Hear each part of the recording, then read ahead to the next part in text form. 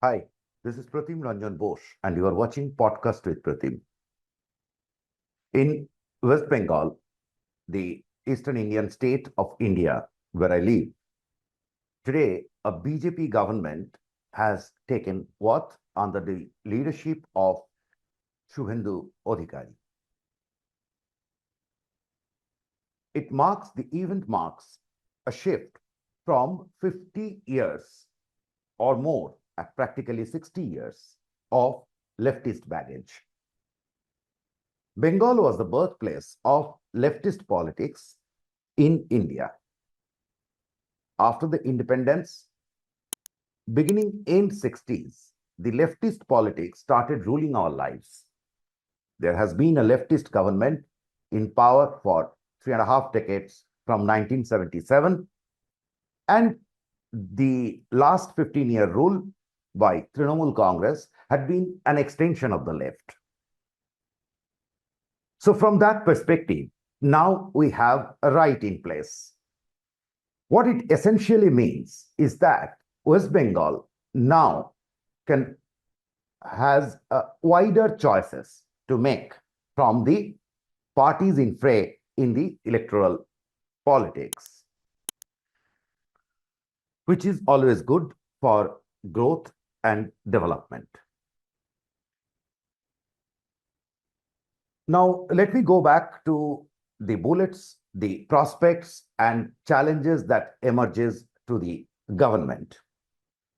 At the oath-taking ceremony, the Prime Minister today extended his gratitude to the people of Bengal by doing a complete pranam, which we do by prostrating on the ground.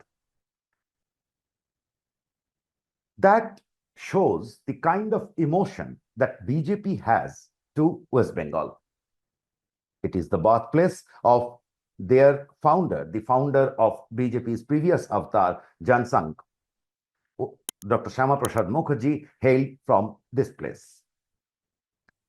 So ideologically, they have it's a huge milestone for them to get power in this state.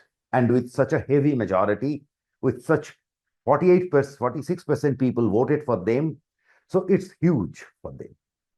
That means that opens a huge prospect for the state that is lagging behind the national economy by at least 50 years. Now, briefly about today's oath-taking, Shubhendu Adhikari, the man who is architect of the 2026 electoral victory, became the chief minister. He will be aided by Dilip Ghosh, who has been the pioneer of BJP's rise in West Bengal. Ghosh became the state president in 2016, and 2019, West Bengal voted BJP 18 seats out of 42 Lok Sabha seats and 40% vote share. So that was the big jump for a party which was hovering around 4% in the state only a decade or so ago.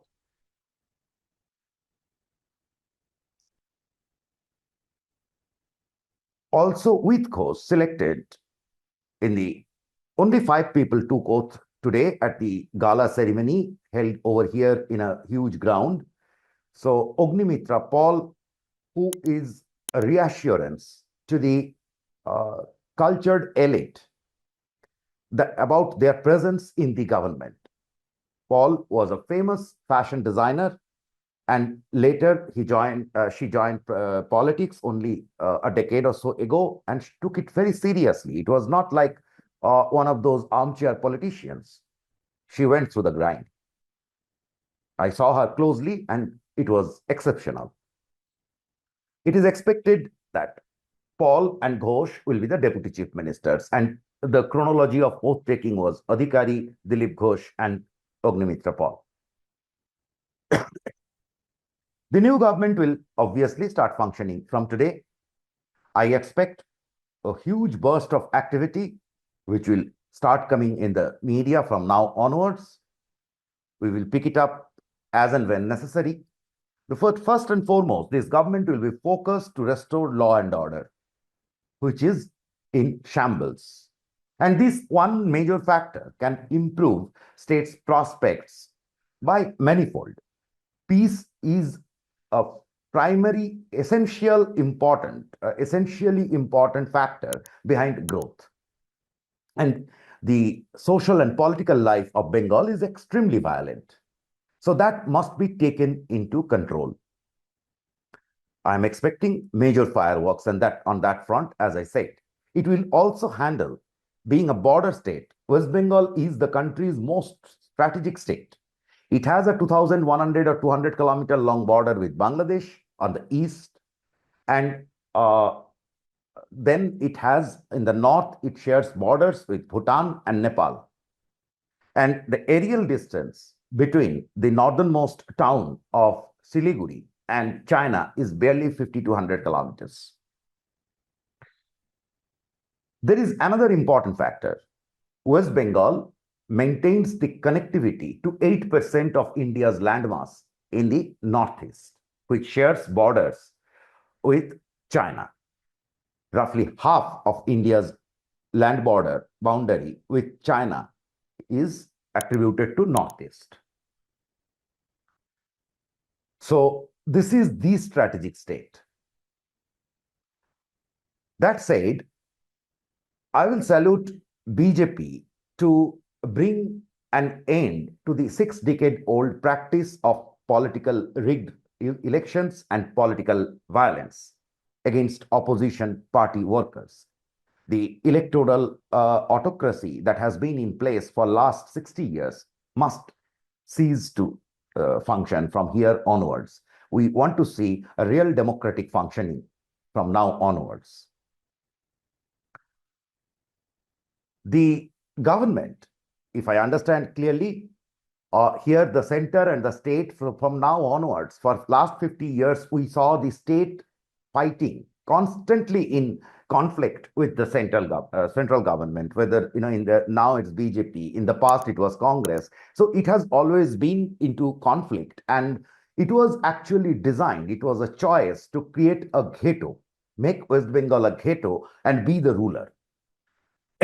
So the isolation was unfortunately imposed on us, or we voted for parties which enforced such isolation, whichever is true. So it had cost us hugely. Now the new government will be a combination of center and state, which they call double engine government. So the double engine, the planners in Delhi are already ready with the blueprint to start the activities. The most critical of them is infra building. West Bengal missed the infra building rush of last 10 years of Modi. This will solve the West Bengal's fiscal position is abysmally bad. So this will help government. What they are planning is letting all the central schemes to work so that, for building rural roads, rural infrastructure, urban infrastructure. Now that will solve the capex problem. So the capex part will be taken care of by the center.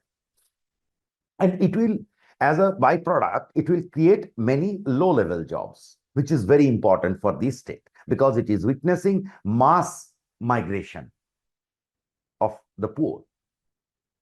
And that must end or be checked. To do so, there are many challenges before the government. The first and foremost I would like to point out is the capacity issue. The Trinamool government of the last 15 years had been awfully bad. If left was bad, Trinamool was worse. They destroyed the entire administrative, the bureaucracy and the police administration capacity.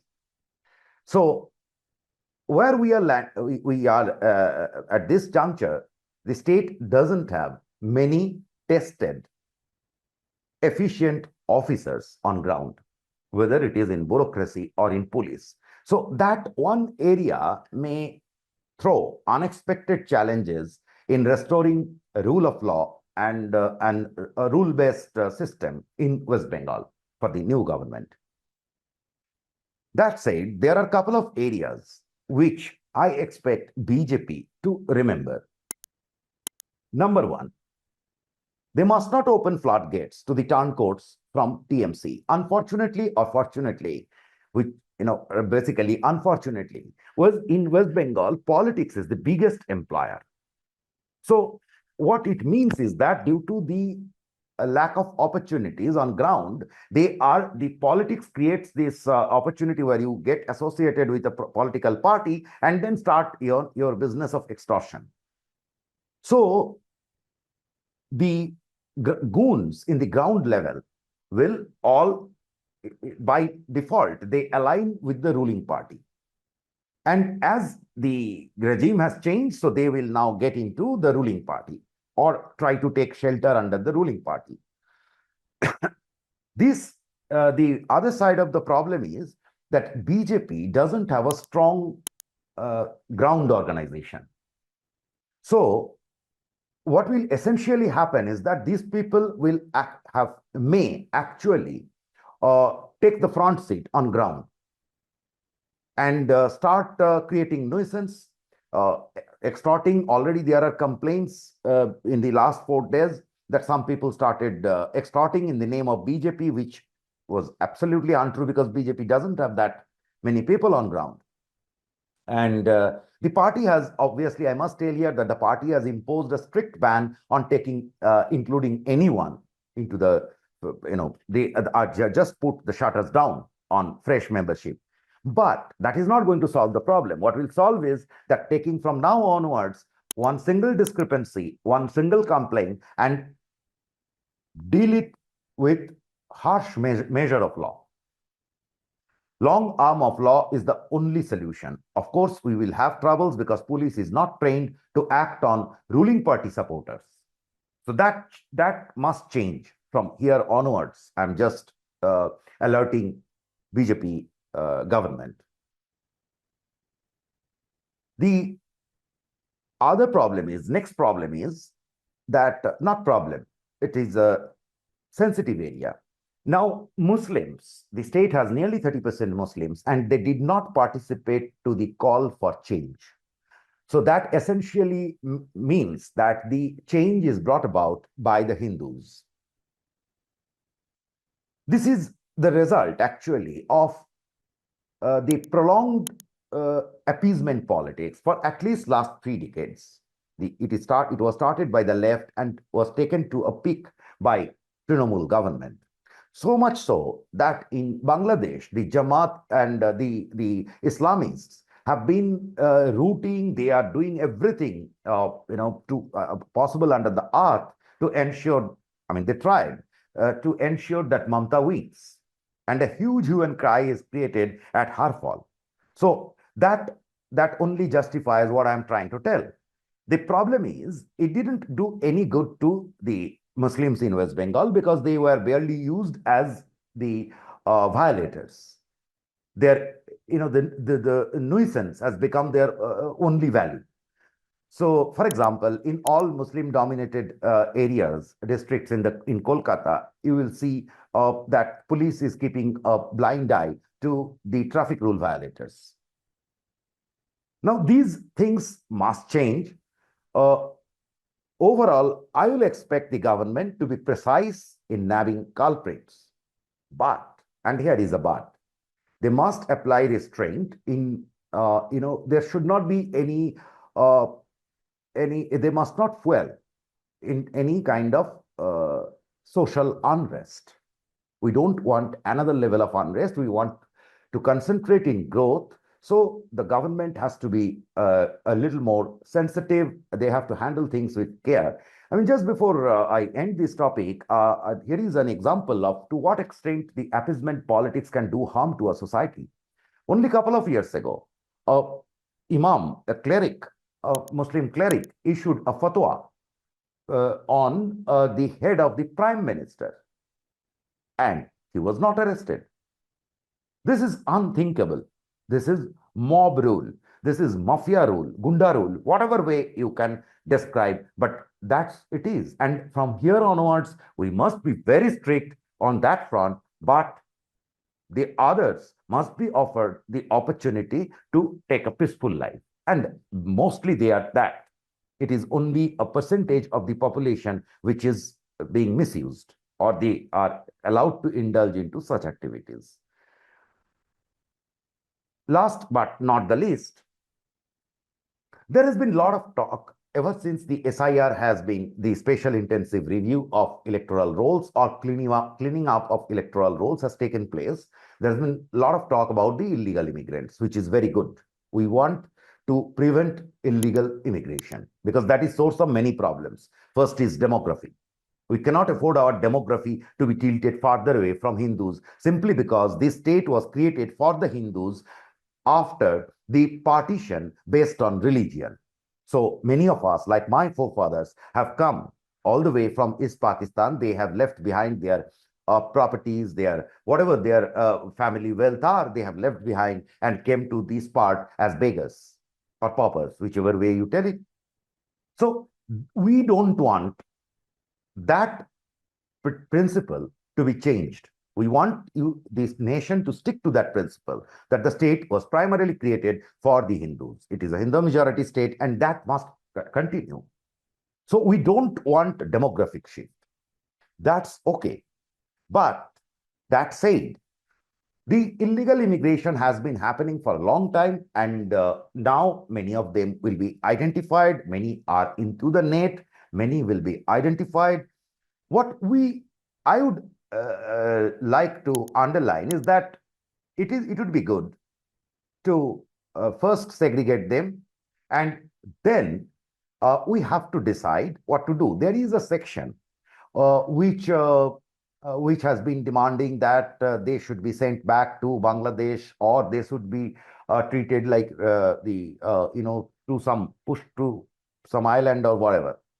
I don't think that is going to work, or that should be very dangerous. We must not encourage such kind of rhetorics. Well, to some extent, rhetorics are inseparable from politics. It has various purposes. So I believe that the whatever rhetorics has been used, it is merely for to kind of win the hearts or sentiments of a section. But it is common sense that any such mass pushback will lead to serious problems in international affairs with Bangladesh. But leave that apart. Many of these people have developed roots over here. They got married, they have children, their children maybe settled somewhere. So it's a complete system. What would be right is to identify them and segregate people with criminal records on one side.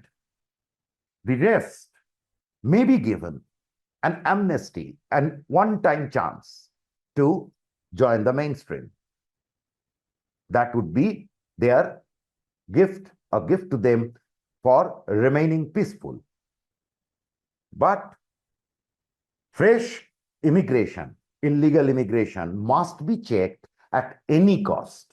We have a couple of holes in the border fencing. Fencing apart, there are rivers, around 700 kilometers of rivers. So that part is unfenced. And so latest technology should be used to prevent whatever measures you want. Should be all might must be directed to stop any immigration from that side, because the problem is with illegal immigration linked is smuggling. With smuggling, the problem of terrorism, and I don't need to explain what is the cost of terrorism. So thank you very much for listening.